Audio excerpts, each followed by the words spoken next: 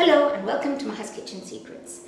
Christmas time is such a gorgeous and festive season for all of us. It brings friends and family together, but again, it can bring an element of stress, whether it's for cooking or gifts, which is my case.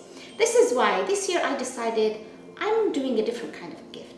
I'm gonna do a gift that expresses and shows everybody my love to them, and it's called my Christmas Hamper of Love. I'm going to start with everybody's favorite gingerbread cookies. We're going to start by brown sugar. I've got 1 cup of brown sugar, and to this I'm going to add 1 cup of butter, half a cup golden syrup. If you don't have golden syrup, you can use molasses. You'll just have a darker color, and we're just going to blend it until it's creamed. Now it's creamed, I'm going to add the eggs. 1 full egg, and I have 2 egg yolks.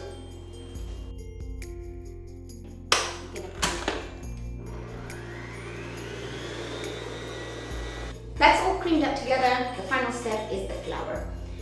I am gonna sift some flour. I have 4½ cups of all-purpose flour. And to this I'm gonna add 1 teaspoon of cinnamon. With the spices, you can add as much or as little as you like. For me, it just makes the perfect combination like this. 3 teaspoons of powdered ginger, and I've got ½ teaspoon of salt. I use Himalaya salt, and I have 1 teaspoon baking soda. And we're just going to sift all this together and add it to the mix.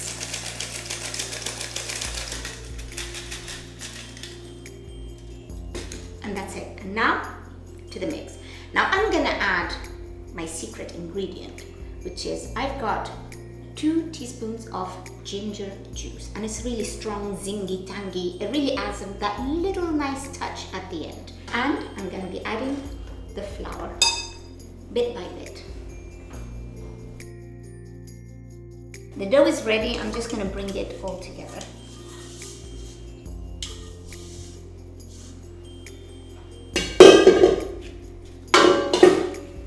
Smell is amazing.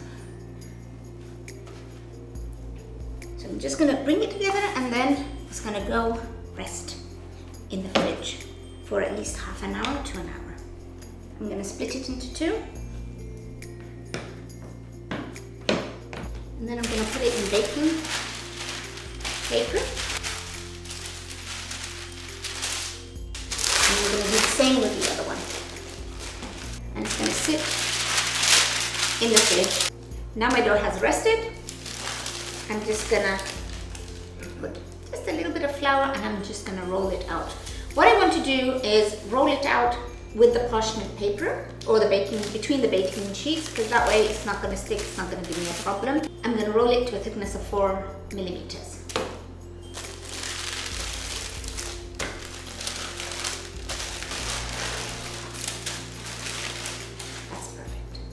Now, what I'm going to do here is I'm just going to add some grated nutmeg on the surface.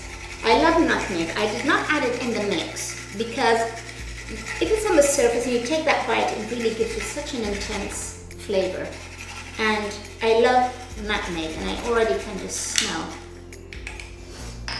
it so strongly. I'm just going to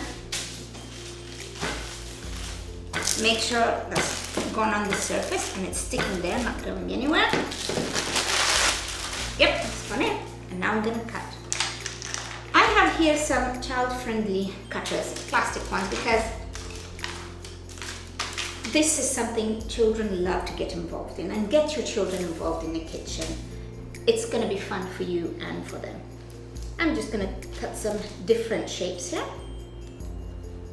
Got some gingerbread women, Christmas tree.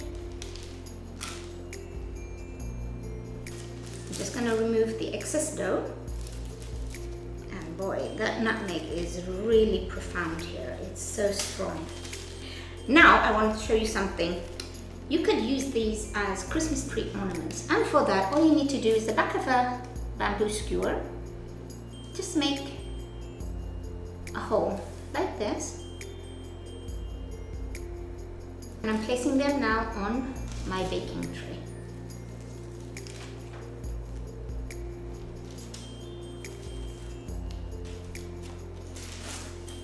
And these are going to be going into my oven for around 20 minutes. I'm going to check at 15 minutes to make sure they don't turn too brown. 170 fan, 15 to 20 minutes. The cookies are in the oven. I'm going to quickly show you how to make the royal icing for decorating. Now, all it takes, I've got 1 egg white, and I've got around a cup and a half of icing sugar. And here, we may need all of it, you may not need all of it. Depends on the size of your egg white. And so what I'm going to do is just add slowly until I reach the thickness that I want. And you do exactly the same. Now, this icing flour has been sifted, so you make sure you do that, otherwise you'll end up with some lumps. And you might be wondering, I have a lemon sitting right next to me. I just want a couple drops of lemon in there, because what the lemon does, it just stabilizes the mixture. So I'm just going to add a couple drops of lemon. So what we want is, like, when you remove the spoon, it just makes some soft peaks there. That's the consistency we want. 20 minutes have passed, they should be ready. See, they're nicely browned on the edge, but not too much. And that's where we want it to be. It's still a bit soft, but once it cools down, it'll get that crisp. I'm just gonna put it on the side here to cool down, and then we're ready to decorate. Cookies have cooled down. First thing I'm gonna do is put the threading in.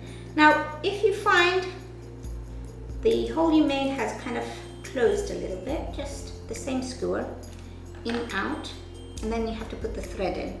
Now, my thread here is a little bit thick, so it's not going to be that easy to go in, but this time it has. So, see how these little cuties.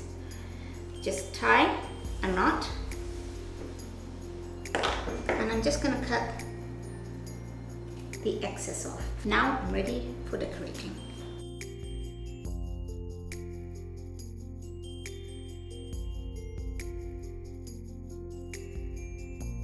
And then you can just do all sorts of decorations, you know, you can make clothes, you can even do fillers. So you can do the icing flooding, they call it flood, so you flood the biscuit, and it's just the same concept, but the icing would be a bit runnier, and you just wait till the border firms up.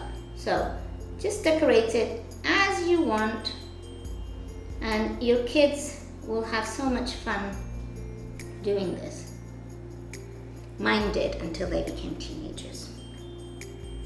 Trying to be a bit artistic here.